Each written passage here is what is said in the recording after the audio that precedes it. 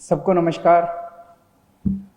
दिल्ली में कल रात को 12 बजे तक 6,923 टोटल कोरोना के केस पाए गए हैं।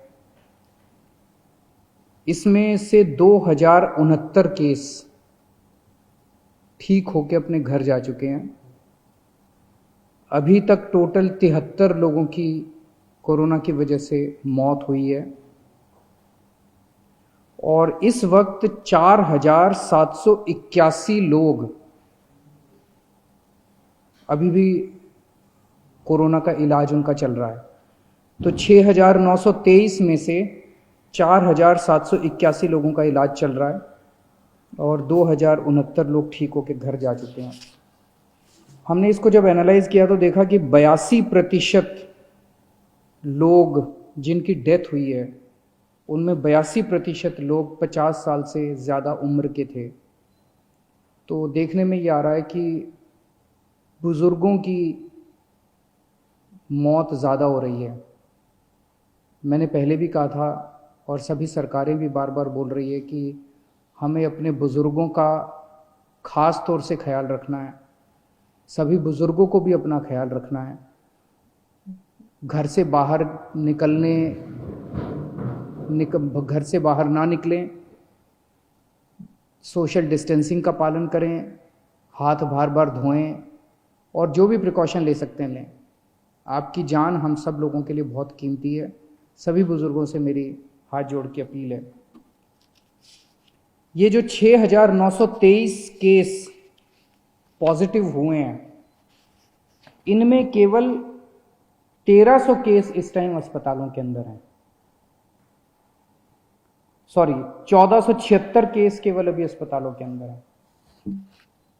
लगभग मोटे मोटे तौर पे 7,000 केस मान लेते हैं पॉजिटिव हुए। 7,000 में से 1,500 के करीब केस जो हैं वो अस्पतालों के अंदर हैं। बाकी सारे केसेस या तो माइल्ड सिम्टम्स हैं और या एसिम्टोमेटिक हैं। और ये 1,500 केस जो अस्पतालों में हैं, इनमें भी 91 केस ऐसे हैं जो आईसीयू में हैं और 27 केस ऐसे हैं जो वेंटिलेटर पे हैं। इनफैक्ट जो सीरियस केस हैं, एक एक केस पे मैं रोज़ नज़र रखता हूँ, रोज़ उनका पता करता हूँ कि क्या उनको कैसे बचाया जाए। किसी को मरने नहीं देना। अपने को कोशिश ये करनी है कि सब लोग सही सलामत जिंदा ठीक होकर अपने घर लौटें। तो हम ये देख रहे हैं कि अधिकतर केस जो है वो माइल्ड या एसिम्टोमेटिक है। लगभग 75% के करीब केसेस एसिम्टोमेटिक या माइल्ड केसेस हैं। उनका अब केंद्र सरकार ने आदेश निकाले हैं कि उनका इलाज अगर हम चाहें तो उनके घर पे भी हो सकता है। उनको अस्पतालों में आने की ज़रूरत नहीं है। उसका अब हम लोगों ने इंतजाम किया है। जो लोग एसिम्टोमेटिक होते हैं, जो लोग माइल्ड सिम्टम वाले होते हैं, जिनको थोड़ा सा बुखार है, थोड़ा सा खांसी है, ज़्यादा दिक्कत नहीं है, उन सब लोगों के घर पे इलाज का हमने इंतजाम किया है।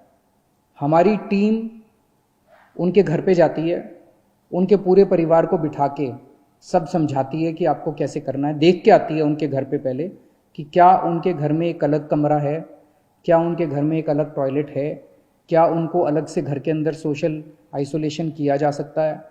अगर उनके घर में ये सुविधाएं हैं तो फिर उस मरीज को अपने घर में ही उसका इलाज करने की इजाज़त दी जाती है। इसमें इलाज तो है ही नहीं कोरोना में, तो वो अपने घर में ही आइसोलेट हो जाते हैं। डेली हमारी टीम की तरफ से उनको फ़ोन जाता है, लगातार उनके टच में रहते हैं, उनको फ़ोन नंबर दे दिया जाता है। अगर उनको किसी भी तरह की तकलीफ़ हो तो वो हमसे संपर्क में रह सकते हैं। जिन लोगों के घर में ऐसे होम क्वारंटाइन करने के लिए अलग से कमरा नहीं है, उन लोगों के लिए फिर हम लोगों ने कुछ कोविड केयर सेंटर बनाए हैं, कोविड हेल्थ सेंटर बनाए हैं। वहाँ पे फिर उन लोगों को हम ले आते हैं, लेकिन और उन लोगों को वहाँ पे हम रखते हैं 13-14 दिन के लिए, जब तक वो नेगेटिव नहीं हो जाते। तो ऐसे कम लोग हैं जो कि सीरियस हैं और ऐसे बहुत कम लोग हैं जो कि जिनकी डेथ हो रही है। एम्बुलेंसेस की थोड़ी दिक्कत हो रही थी। मुझे ये बताया गया था कि कुछ लोगों को फ़ोन करने के बाद एम्बुलेंस के लिए कुछ घंटे इंतज़ार करना पड़ रहा है। कल हम लोगों ने आदेश निकाल के, सरकारी एम्बुलेंस तो थी हमारे पास, हमने कई सारी प्राइवेट अस्पतालों की एम्बुलेंस भी सरकारी सेवा में रिक्विजिशन कर ली है। इसका मतलब ये नहीं है कि वो अपने अस्पतालों के लिए काम नहीं करेगी। जो एम्बुलेंस प्राइवेट में थी और जो एम्बुलेंस प्राइवेट अस्पतालों की थी वो वहाँ काम करती रहेंगी, लेकिन अगर उनको फ़ोन जाता है और कोई ड्यूटी सरकारी दी जाती है तो उनको वो सरकारी ड्यूटी भी करनी पड़ेगी। ये आदेश निकाल दिए गए हैं। तो इससे मुझे उम्मीद है, अब कई एम्बुलेंस हो गई हैं, इससे मुझे उम्मीद है, कल काफ़ी सारी प्राइवेट एम्बुलेंसेज रिक्विजिशन की गई हैं दिल्ली के अंदर, इससे मुझे उम्मीद है कि एम्बुलेंस की दिक्कत अब ख़त्म हो जानी चाहिए। हमारे बहुत सारे ये जो कोविड की लड़ाई है, ये लड़ाई हमारे डॉक्टर्स लड़ रहे हैं, हमारे नर्सेज लड़ रहे हैं, पुलिस के लोग लड़ रहे हैं, सिविल डिफेंस वॉलंटियर्स लड़ रहे हैं, हमारे बहुत सारे टीचर्स हैं जो लगे हुए हैं, हमारे बहुत सारे आंगनवाड़ी वाले, आशा वर्कर्स हैं, बहुत सारे और बहुत सारे लोग हैं जो फ्रंट लाइन पे लड़ रहे हैं और वो अपनी एक तरह से मेहनत कर रहे हैं, जान जोखिम में डाल रहे हैं। हमारा फ़र्ज़ बनता है कि इनके लिए हम जो कुछ कर सकते हैं करें, और अभी तक कर भी रहे हैं हम लोग। दिल्ली सरकार उसके बारे में बहुत संवेदनशील है और समय समय पे जो भी हो सकता है हम करते हैं। कल हमने आदेश निकाला था कि हमारा Rajiv Gandhi super speciality hospital, जिसको कोविड हॉस्पिटल हमने डिक्लेयर किया है, उसके साथ हम लोगों ने 2-3 5 स्टार होटल्स अटैच कर दिए हैं। एक तरह से वो होटल्स भी अस्पताल का हिस्सा बन गए हैं, अस्पताल ने अपनी फैसिलिटीज़ उधर कर दी है। तो अगर कोई भी कोविड वॉरियर, कोई डॉक्टर, कोई नर्स, कोई टीचर, कोई सिविल डिफेंस वॉलंटियर, इस किस्म के हमारे लोग, अगर कोई भी कोविड वॉरियर बीमार पड़ता है, कोविड हो जाता है उसको, तो उसका इलाज करने के लिए हमने अच्छी व्यवस्था करने के लिए 5 स्टार होटल्स में उसकी व्यवस्था की है। बताइए क्या गलत किया? मुझे तो लगता है कि हमें करना चाहिए, उनके लिए जो कुछ भी कर सकते हैं करना चाहिए। वो रात दिन 24 घंटे हमारे लिए मेहनत कर रहे हैं, अपनी जान दांव पे लगा के कर रहे हैं। उनको कोविड हो सकता है, अगर उनको कोविड हो जाए तो उनको ठीक करने की जिम्मेदारी तो हमारी है ना, फिर पूरे समाज की है, पूरे देश की है। मुझे कल बहुत दुख हुआ जब हमने ऑर्डर पास किया तो विपक्ष के लोगों ने इस ऑर्डर का खूब मजाक उड़ाया, इसकी खूब क्रिटिसिज्म किया कि इन लोगों को स्पेशल सुविधाएं क्यों दी जा रही हैं। मैं आपसे पूछना चाहता हूं कि क्या हमारी कोविड से हमारी रक्षा करने वाले कोविड वॉरियर्स को स्पेशल सुविधाएं मिलनी चाहिए कि नहीं मिलनी चाहिए? बिल्कुल मिलनी चाहिए। क्या तकलीफ है अगर 1, 2, 3, 5, 10 करोड़ रुपए खर्च हो गए इन लोगों को बचाने के लिए? इसमें क्या गलत है? अगर हम 1 करोड़ रुपए कोविड से, अगर किसी भी कोरोना वॉरियर की डेथ होती है और अगर हम उसको 1 करोड़ रुपए दे दें, उसके परिवार को, उसको सम्मान राशि उसके परिवार को मरणोपरांत देते हैं, इसमें क्या दिक्कत है? अभी एक पुलिसमैन थे हमारे, अमित राणा जी, कुछ दिन पहले कोरोना की वजह से उनकी मौत हो गई। कोरोना से लड़ते लड़ते उनकी मौत हो गई। हमारी रक्षा कर रहे थे। उनके परिवार के लिए मैंने 1 करोड़ रुपए की सम्मान राशि का ऐलान किया। इसमें विपक्ष को क्यों तकलीफ है?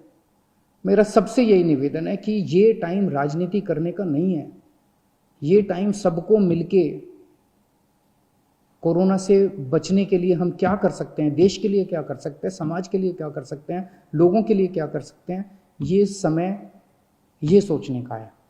मेरी सबसे निवेदन है कि राजनीतिक बयानबाजी ना करें, एक दूसरे की मदद करें, सरकारों की मदद करें, समाज की मदद करें और एक दूसरे का साथ दें। मैं देख रहा हूँ कि अभी भी मैं सोशल मीडिया पे देखता हूँ, इधर उधर देखता हूँ कि प्रवासी मजदूर अभी भी सड़कों के ऊपर बड़ी तादाद के अंदर एक जगह से दूसरी जगह जाने की कोशिश कर रहे हैं। और जब उनकी हालत देखते हैं, उनके मैं इंटरव्यूज़ पढ़ता हूँ, उनके बयान पढ़ता हूँ, कई कई दिनों तक चल रहे हैं, पैरों में छाले पड़ गए हैं, कई कई दिनों तक कुछ भी नहीं खाया, घर से जो रोटियां लेके चले थे वो रोटियां ख़त्म हो गई हैं, रास्ते में कोई मदद करने वाला नहीं है। कई लोगों ने अपने कंधे के ऊपर अपने बच्चों को बिठाया होता है। एक आदमी देखा जो अपनी बूढ़ी माँ को अपने गोद में लेके पता नहीं कितने किलोमीटर चल चुका था। बहुत तकलीफ होती है। ऐसे लगता है जैसे पूरा का पूरा सिस्टम फेल हो गया। ऐसे लगता है कि हम सारी सरकारें जैसे फेल हो गई हैं। मेरी सब लोगों से निवेदन है, दिल्ली के रहने वाले सब लोगों से निवेदन है कि आपको बिल्कुल चिंता करने की ज़रूरत नहीं है। जो लोग दिल्ली में दूसरे राज्यों के ऐसे हैं जो फंसे हुए हैं और जो जाना चाहते हैं, हम उनका इंतज़ाम कर रहे हैं। अभी तक हमने आपके खाने और रहने का इंतज़ाम किया हुआ था। मेरी आपसे निवेदन है, पहला निवेदन तो यह, दिल्ली छोड़ के मत जाइए। बहुत जल्दी ये लॉकडाउन अंतहीन तो होगा नहीं, कभी ना कभी तो खुलेगा, जल्दी खुलेगा। सबको नौकरियां भी मिलेंगी, आपको भी नौकरी मिलेगी, सबको काम मिलेगा, सबको मजूरी मिलेगी। लेकिन अगर कोई फंसे हुए हैं और जाना ही चाहते हैं, हम आपके लिए ट्रेन का इंतज़ाम कर रहे हैं। एक ट्रेन मध्य प्रदेश जा चुकी है, एक ट्रेन हमने बिहार भेजी, अभी और ट्रेन का इंतज़ाम कर रहे हैं। केंद्र सरकार से भी बात कर रहे हैं, दूसरे राज्यों की सरकारों से भी बात कर रहे हैं। थोड़े दिन इंतज़ाम कीजिए, लेकिन घर से ऐसे पैदल मत निकलिए, ये आपके लिए सुरक्षित नहीं है। कुछ लोगों की ट्रेन से कुचल के मौत हो गई, कुछ लोगों की सड़क हादसे में मौत हो गई, और इतने इतने दिन पैदल चलना बिना खाए पिए, ये भी सही नहीं है। हम आपकी जिम्मेदारी लेते हैं, प्लीज़ आप इस तरह से मत निकलिए। हम आपके लिए इंतज़ाम कर रहे हैं, हम हैं आपका ख्याल रखने के लिए, विश्वास कीजिए। धन्यवाद।